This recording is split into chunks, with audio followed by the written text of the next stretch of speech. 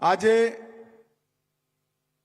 આપણા સૌ માણસાવાળાઓ માટે ખૂબ મહત્વનો દિવસ છે કે આજે ગુજરાત સરકાર 250 કરોડના ખર્ચે 425 બેડની હોસ્પિટલ અહીંયા પર બનાવવાનું કામ કરે છે।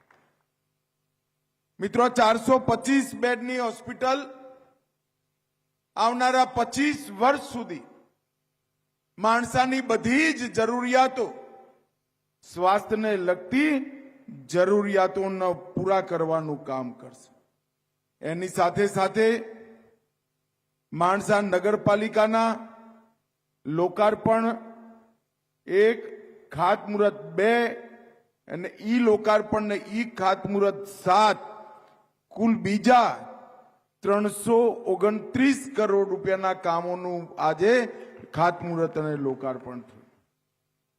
હું તો માની જ નથી શકતો। મેં ઋષિકેશભાઈને ધન્યવાદ પણ કહ્યા। ચંદ્રાસર તળાવ પહેલી વાર જોઈએ તો ખબર પડે કે હું ભૂલો પડ્યો છું કે માણસામાં જ ઉભો છું।